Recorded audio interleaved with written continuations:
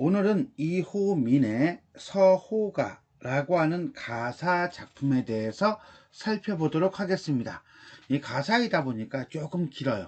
뭐 많이 길지는 않은데 약간 길다? 그래서 본문 읽지는 않고 바로 본문 해석 쪽으로 넘어갈 겁니다.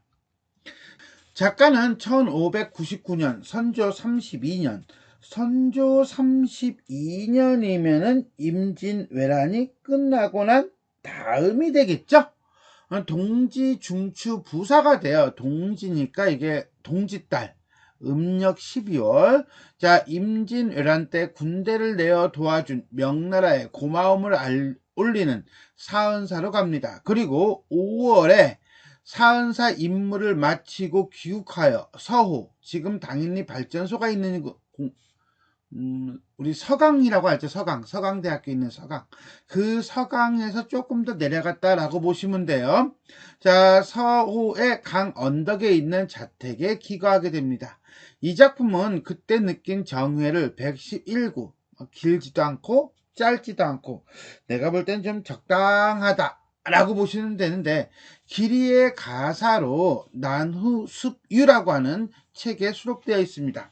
내용은 임금에 대한 은혜, 감사하고요. 그 다음에 청빈한 생활, 안빈낙도를 얘기하고 있으면서 자연 친화가 드러나고 있고요. 그 다음에 임진왜란 이후 혼란한 우리나라에 대한, 조선에 대한 어떤 우국, 그 모습이 나타나고 있어요. 그러니까 기본적으로 힘들었어, 그동안.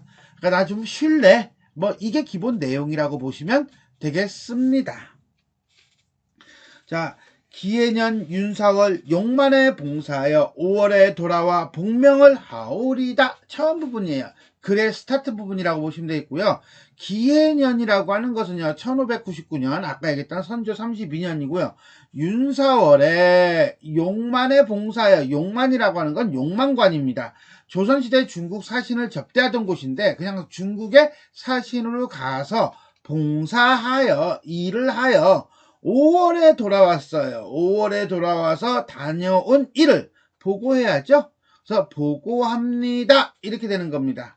그래서 결국은 1599년에 동지 중추부사가 돼서 명나라의 고마움을 알리는 사은사로 갔다가 귀국한 내용을 언급하고 있습니다. 자, 여기까지는 그냥 서사, 인트로듀스로 볼게요. 그래서 중국 사신으로 다녀와 임무를 보고함. 자, 그럼 본사로 넘어가 볼까요? 본사는 이제 어디로 갔다고 그랬지? 아까 서울로 갔다고 그랬죠? 그거예요.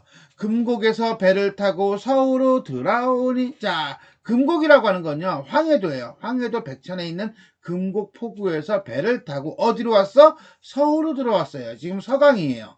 자, 그러니까 여기는 뭐가 나옵니까? 그렇죠. 공간의 이동이 나오죠? 강사는 그대로인데 예전과 같은데 풍색은 어떠하뇨? 이때 풍색이라고 하는 건 자연의 정취 정도로 이해하시면 되겠고요. 어떠하뇨? 몰라서 묻는 거 아니죠? 서리법과 그 다음에 대꾸법이 쓰여지고 있다 정도만 이해하시면 돼요. 임금의 은혜는 끝이 없어 삼순을 놀게 하시니. 삼순이라고 하는데 이때 순이라고 하는 건 열흘을 얘기합니다. 그래서 삼순 그러면 30일 한 달을 놀게 하시니, 쉬게 하시니. 고생했어, 쉬어, 휴가, 유급 이렇게 되는 거죠. 뭐 무급이면 안 쉬고 어쨌거나 간에 사신의 임무를 다하고 한 달간의 휴식을 취하니 기분 좋아 안 좋아? 좋죠. 그래서 장하 강촌의 와실에 소주하여 시문이 본데 없어 밤인들 다달 쏘냐. 자, 장하할 때 하자가 여름이에요. 썸머예요. 그러니까는 장하 그럼 긴 여름날 강촌에, 이때 강촌이라고 하는 게 어딥니까? 라고 한다면 내가 있는 곳 그게 어디야? 여기죠. 서우죠. 서우. 이렇게 되죠. 와실이 소주하야. 와실할 때 와자가 달팽이 와자예요. 그래서 와실 그러면 달팽이 집 이렇게 해석하면 바보 됩니다. 뭡니까? 매우 작거나 누추한 집을 얘기하고요. 여기서는 겸손의 표현이라고 보시면 돼요. 소주하다라고 하는 건 호젓하다, 조용하고 그윽하다. 그래서 살인문이 본래 없어. 왜? 이 조그만 집에 살인무슨 무슨 살인문. 그래서 밤이 된들 다들 쏘냐. 다들 리가 없다.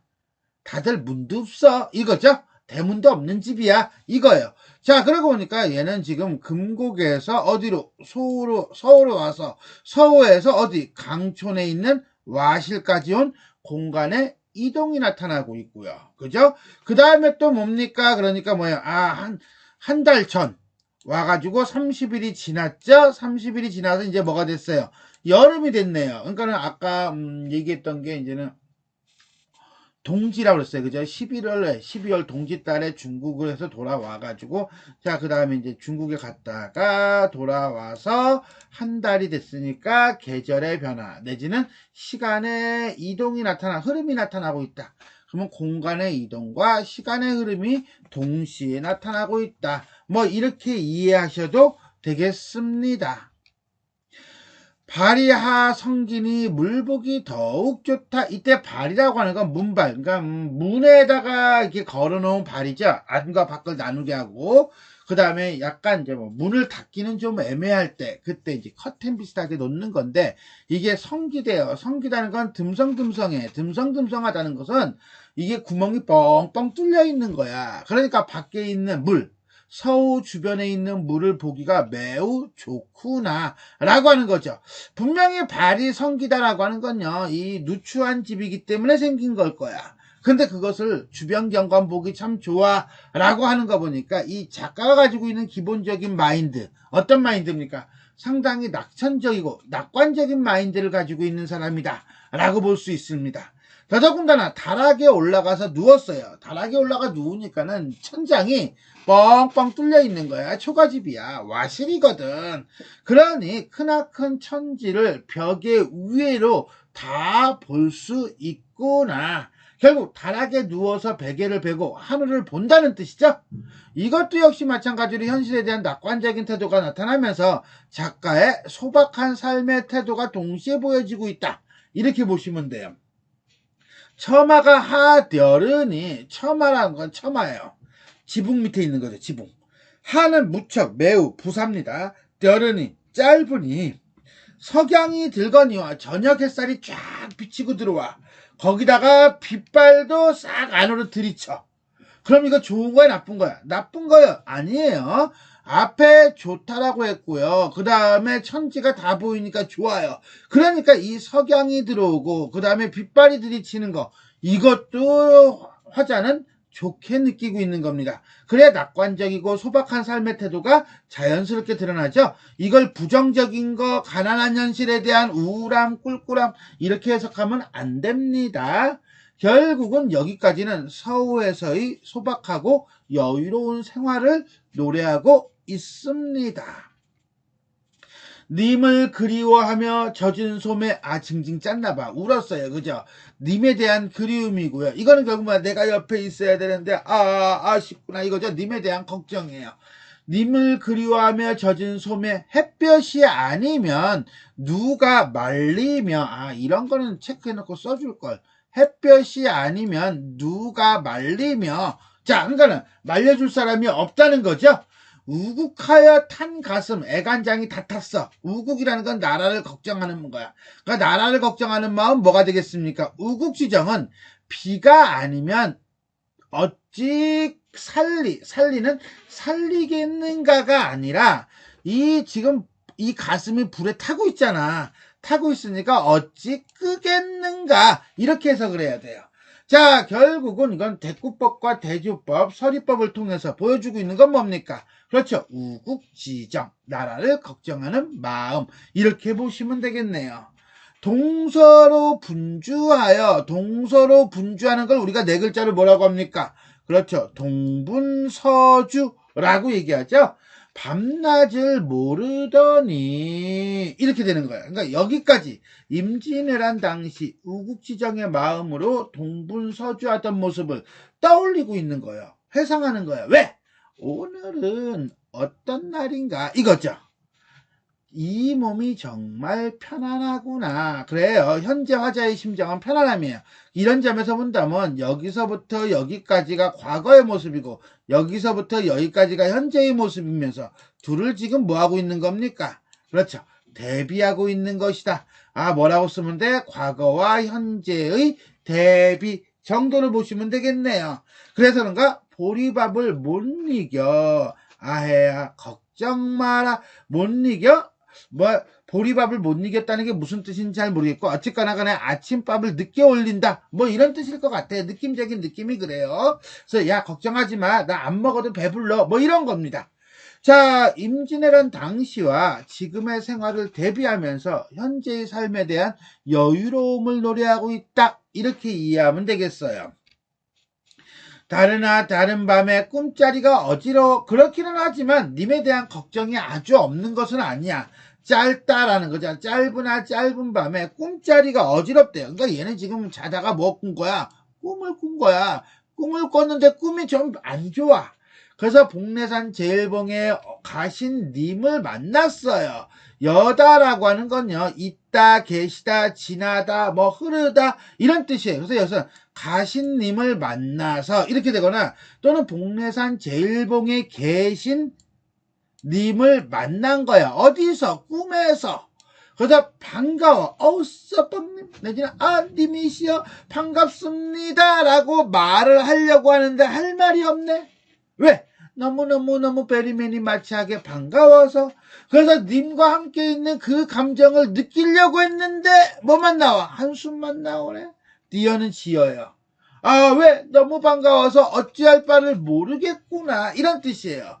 대꾸법이면서요, 이 안절부절하는 모습 보입니까? 그러면서 내가 서러운 하소연을 하려고 사례려다가 못했어. 즉 내가 당신을 얼마나 보고 싶어 했고, 내가 중국에 가서 그 사신으로 있으면서 얼마나 당신 곁에 있고 싶었는지 그 마음을 다 얘기하고 싶었는데 그 감정을 다 전하지 못하니 그래서 어지러웠구나, 이렇게 되는 거죠. 이렇게 올라갈게요.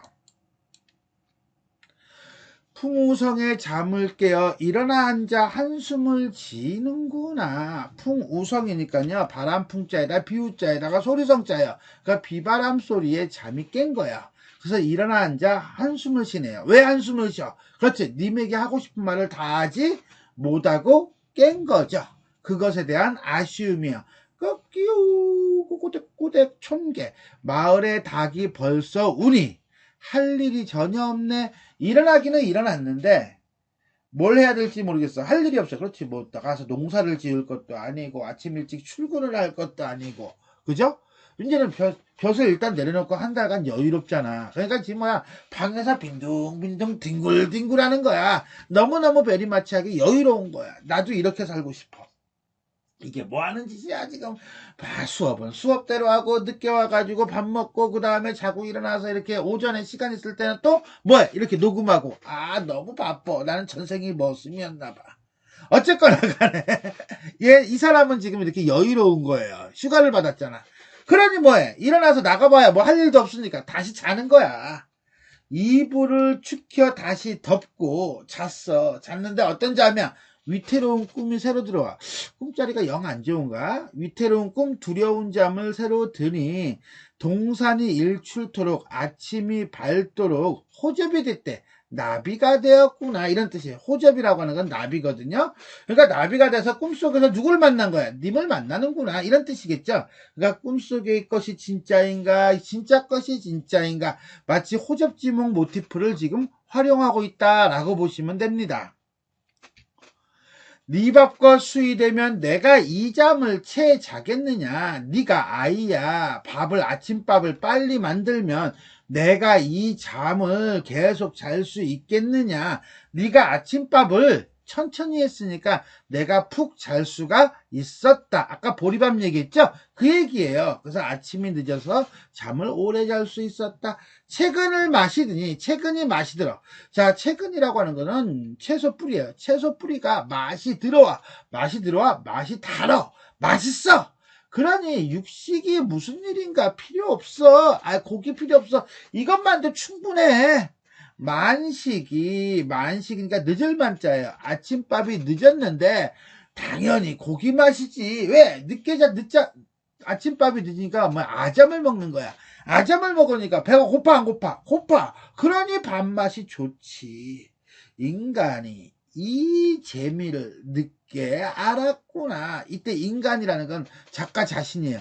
내가 이 재미를, 어떤 재미, 아침밥 늦게 먹으면서 여유롭게 먹으면서 달게 밥 먹는 거, 이 재미를 이제서야 알게 되었구나.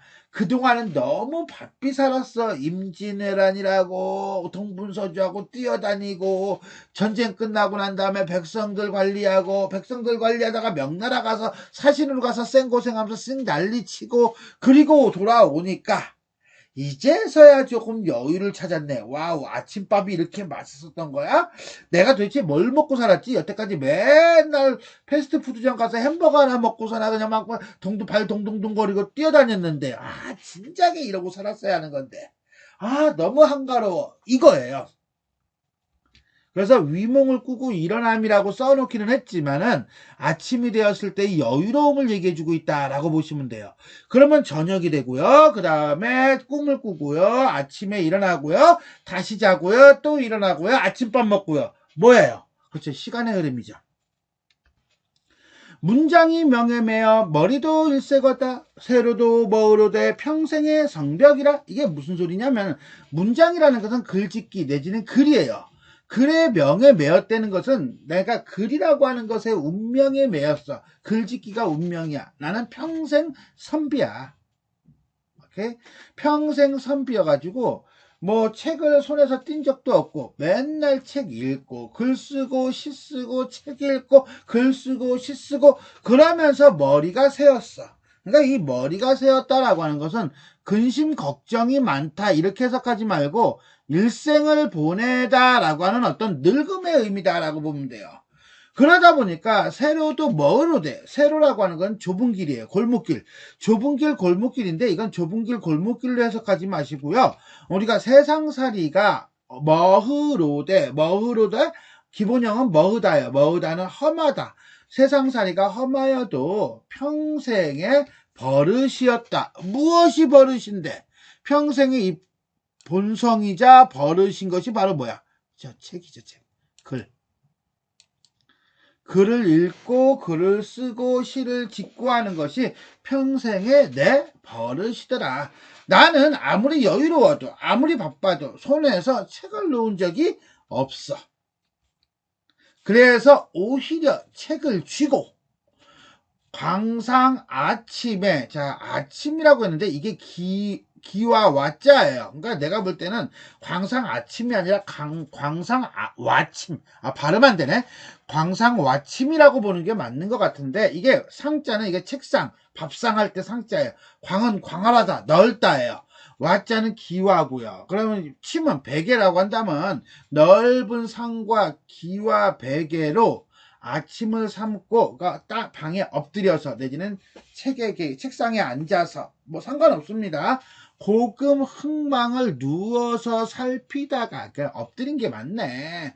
고금 흥망이라고 하는 것은 역사 속 나라들의 흥망성쇠. 어떤 나라가 잘 나가다가 어떻게 하다가 그 다음에 변란을 겪고 그 다음에 나라가 망하고 또 새로운 나라가 생기고, 이 춘추 역사서를 읽었다는 얘기죠.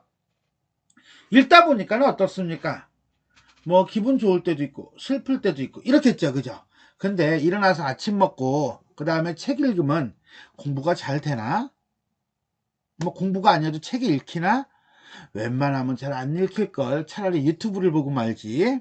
그러니까 뭐예요? 당연히 졸립죠. 그래서 수마수수 흑첨향으로 들어가니. 자, 이거는 소동파의 시에 있는 내용인데, 그럼 굳이 따진다면 졸음의 깊은 잠에 빠져드니 이런 뜻이에요. 그러니까 잠을 자는 거야. 책을 읽다가, 자, 고금 흥망과 관련된 책을 읽다가 하고 꿈속으로 들어갔어. 꿈속으로 들어가서 뭐해? 깔딱 잠이 든 거죠. 괴한국의 풍속과 화서천의 1월은 남가 공명이 순식이 금자로다. 자, 괴한국의 풍속이라고 하는데 이 괴한국이라고 하는 건요, 혹시 그거 알아요? 남가일몽이라고 하는 고사? 우리가 이제 일장춘몽하고 같이 연결시켜서 많이 보는데, 그 남가일몽이라는 고사에 나오는 나라예요.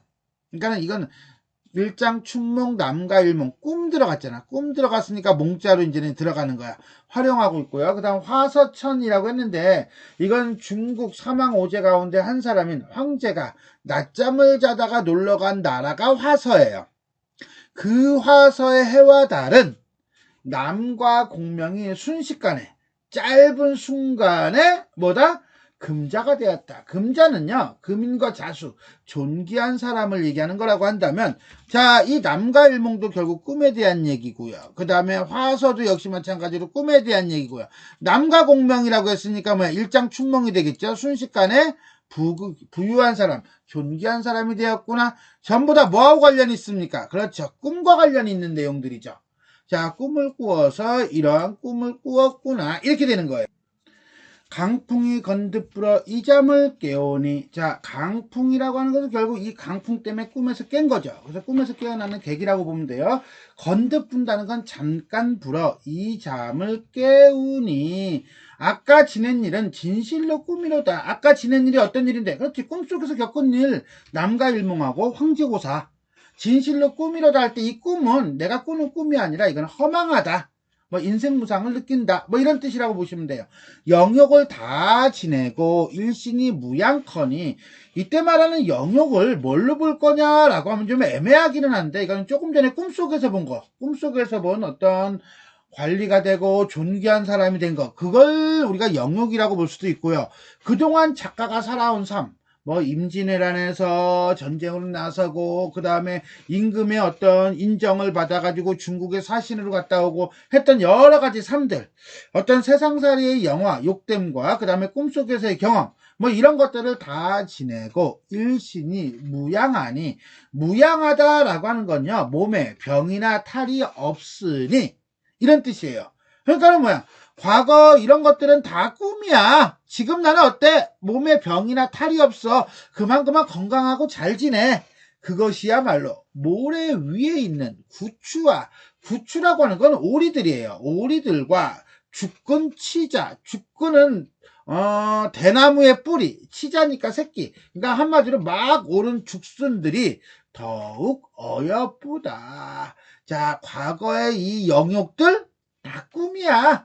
현재의 삶 나는 만족해. 뭐 이런 거예요. 그래서 주제를 고극 흥망을 살피면서 인생 무상을 느낌이라고 쓰기는 했지만, 이 부분에서는 현실에 대한 만족감을 보여주고 있다. 이렇게도 볼 수 있습니다. 남산이 우월커날 먼 눈을 바라보니 관악산광은 만고의 한빛이로다. 자, 남산이 우월하대. 우월하다는 건요, 비우자죠. 자, 그러니까 비가 개어 먼 눈을 바라보니 관악산 빛이 만고, 예전과 한빛 같은 색깔이로구나. 예나 지금이나 똑같은 색깔이야. 와, 기가 막히게 아름다운데 뭐 이런 거예요. 그런데 거기 저기 보니까 뭐야, 하얗기도 하고 검기도 한 게 있어. 저거 뭐지? 희기도 하고 검은 듯한 것은 알겠구나. 구름이구나. 클라우드.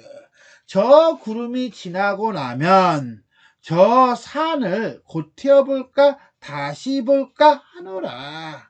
율도의 안개가 거치고, 율도라고 하는 건 밤섬이죠. 밤섬의 안개가 거치고 양화의 해가 지거늘. 양화는요, 지금의 양화진이에요. 그러니까 서강 근처라고 보시면 돼요. 해가 지거늘 이렇게 돼요. 자, 그러고 보니까 남산에 비가 개어 먼 눈을 바라봐. 남산을 그럼 먼저 본 거네, 그지? 그래, 비가 개는 거 알죠? 그 다음에 뭘 봅니까? 먼 눈을 봅니다.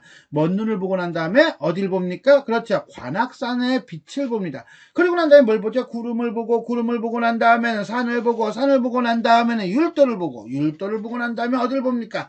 양화를 봅니다. 즉, 시선의 이동에 따라서 날씨의 변화가 드러나고 있습니다. 문구나 내 옷다우, 종무나 막대다우. 한마디로 뭐야, 나가겠다는 얘기죠. 자, 그런데 여기서 뜬금없이 갑자기 문군이 누구고 그 다음에 종문이 누구냐라고 한다면, 일단은 문군 종문 하는 거 보니까 어때요? 대화의 형식이죠. 대화의 형식이면서 문군은요, 자, 중국 한나라 때 탕문군을 얘기해요. 자, 사마상여의 아내예요. 그 다음에 종문과 종문은요, 두보의 두 아들입니다. 그러니까 뜬금없이 문군을 아내로 설정하고 종문과 종무를 아들로 설정한다는 것은 자기 자신이 마치 사마상여나 두보가 된 듯한 즐거움에 빠져 있는 거예요. 전나귀는 다리를 저는 나귀를 채 없이, 그러니까 채찍 없이 종무를 뒤로 세우고 강변으로 내걸으니 강변으로 나가니 이런 뜻이에요. 강변으로 나갔으니까 여기도 마찬가지로 뭐가 나타나? 그렇지. 공간의 이동이 나타나죠.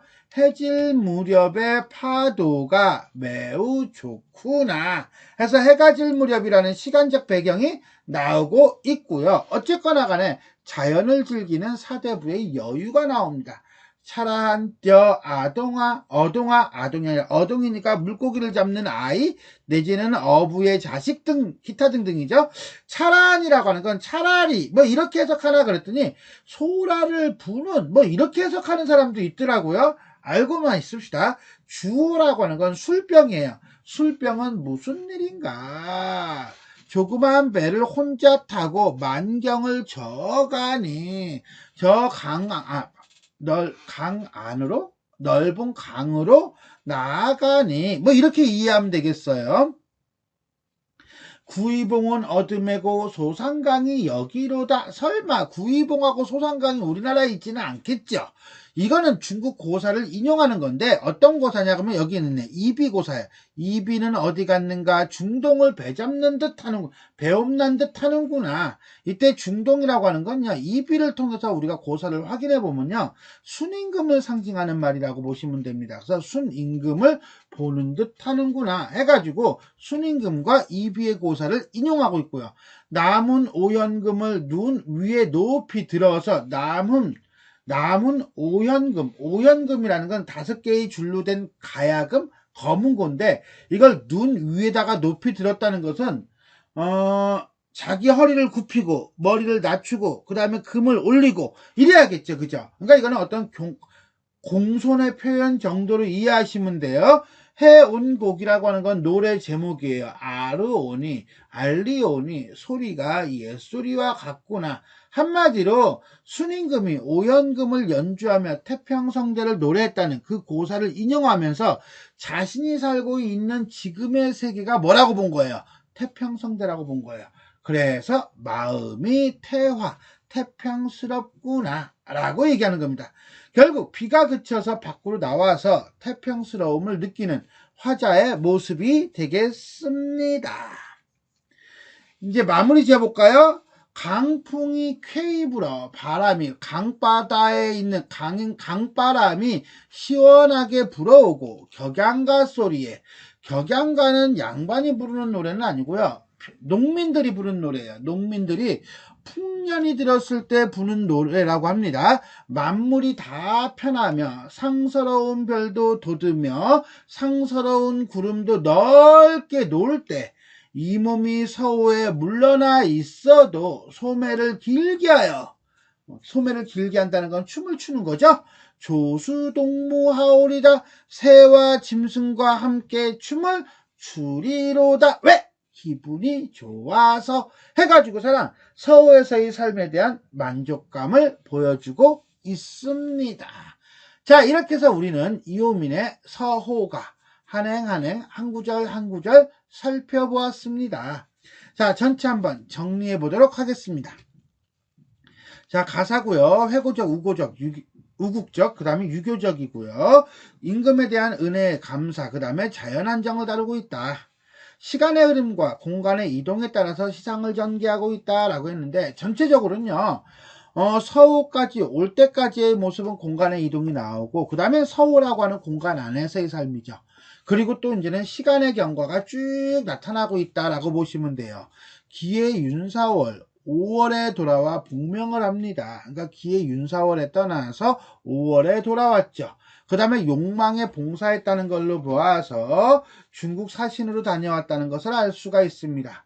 그리고 난 다음에 서호로 돌아오죠. 서호로 들어온다는 것은 공간의 이동이야. 그러니까 쉽게 얘기해서 요 파란색 요 구절은요, 뭡니까? 그렇죠. 공간의 이동의 모습이고요. 그 다음에 노란색은 뭡니까? 여름까지 지나갔으니까는 이거는 시간의 경과라고 보시면 돼요. 그래서 삼순, 한 달간의 휴가를 얻은 작가가 서울에 와서 여름을 지내고 있습니다. 요 대목이 이제 귀향과 관련된, 고향으로 돌아오는 거죠. 고향으로 돌아오는 것과 관련된 어떤 시간의 흐름과 공간의 이동이라고 보시면 돼요. 그리고 난 다음에 꿈을 꾸죠. 꿈을 꾸기 전과 꿈을 꾸고 그 다음에 꿈을 꾸고 난 다음에 대한 내용일 겁니다. 꿈은 두 번 꿔요. 그죠? 두 번 꾸는데 석양이 들거니와 빗발이 들이쳐요. 그리고 난 다음에 뭐예요? 꿈을 꾸죠. 근데 그 꿈자리가 매우 어지럽습니다. 그 꿈의 내용은 바로 뭡니까? 여기죠. 복례산 제1봉. 이게 꿈의 내용이에요. 그래서 꿈속에서 작가는 임에게 자신이 하고 싶었던 말을 다 하지 못한 것에 대해서 아쉬워하죠. 그리고 난 다음에 풍우성에 의해서 꿈을 깨죠. 꿈을 깨고 난 다음에 심심하니까 다시 뭐합니까? 꿈을 들어가죠. 그래서 호접지몽이 됩니다. 그리고 아침이 돼서 일어나죠. 자, 비바람 소리에 잠을 깬 화자는 다시 이불을 덮고 잠자리에 들었다가 아침이 돼서 일어납니다. 자, 이런 식으로 시간도 꿈을 기준으로 또 한 번 일어난다 라고 보시면 돼요. 물론 그리고 난 다음에 밥 먹고 난 다음에 나가서 들판까지 가는 그런 모습까지 나타나지요. 자, 삶에 대한 작가의 태도를 보면요. 와실이 조소하다라고 한다든가, 자, 그 다음에 살인문이 본데없이 밤인들 다들 쏘냐, 발이 성기니 물보기 더욱 좋다, 소류에 누워서 천지를 다 보는구나, 처마가 짧으니 비발이 들이친다와 같이 자신의 삶은 비록 소박하지만 이에 만족해하는 낙천적인 태도를 보입니다. 그리고 난 다음에 뭐라고 합니까? 이 몸이 편안하니 보리밥 못 이겨 아이야 걱정 마라 라고 해서 자신의 몸이 편안하다고 노래를 합니다. 이런 점으로 볼 때 작가는 매우 낙천적인 태도를 가지고 있다 라는 것을 알 수가 있습니다. 두 번째 표현상의 특징인데 가장 많이 쓰인 게 고사 인용인 것 같아요. 그래서 고사를 인용하여 정서를 드러내고 있다라고 했지만 표현상의 특징 전체적으로 한번 살펴보도록 하겠습니다. 일단 고사부터 볼까요? 동산이 일출토록 호접이 되었다라고 하는 건 호접지몽. 고사예요. 그래서 장주가 꿈속에서 나비가 됐는데, 자, 이 꿈속의 나비가 자신인지 아니면은 꿈을 꾸는 자신인지 모르겠다고 했던 말 속에서 나오는 겁니다. 물론 남가일몽에 대한 얘기도 나왔었고요. 그 다음에 괴한국 풍속, 요건 남가일몽이죠. 괴한국은 중국 소설 남가기에 나오는 나라로 이제 꿈속에 있는 나라입니다. 거기서 영화를 누렸는데 깨고 보니까 꿈이었다라고 하는 거죠. 화서천 1원이라고 했는데 화서천 1월도 아까 얘기했죠. 자, 중국 사망5제 가운데 한 사람이 황제가 낮잠을 자다가 간 나라가 바로 이제 뭡니까? 화서라는 나라입니다. 거기는 신분도 없고 연장자의 권위도 없고 백성은 욕망도 애증도 이해관계도 따지지 않는 그런 나라고, 그 다음에 물에 빠져도 죽지 않고 불 속에 들어가도 타 죽지 않는 그런 나라라고 합니다. 와우, 뭐야. 그러면 이때는 인구 밀집도가 엄청나겠다. 지금 우리나라는 지금 고령화 사회 저출산국으로 지금 막 악명이 높은데 이런 나라면은 안 죽잖아요. 가만 안 죽으면 진짜 고령화 사회가 되나?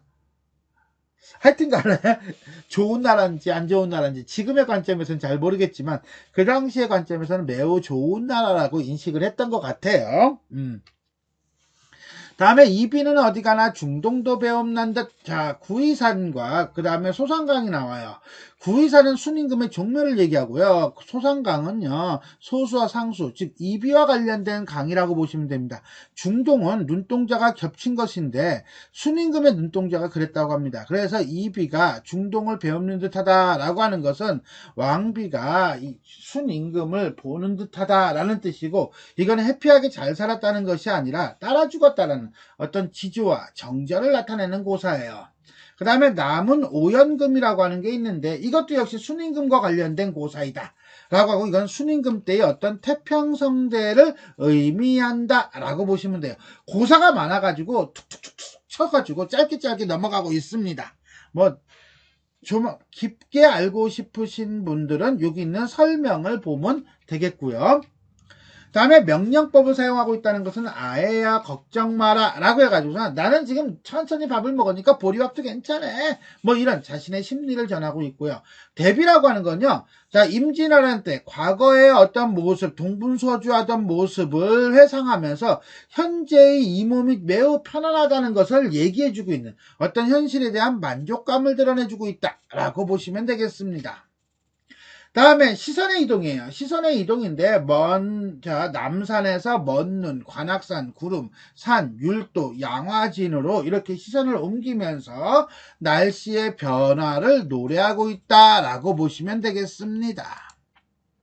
자, 이렇게 해서 우리는 오늘 이호민의 서호가에 대해 살펴보았습니다.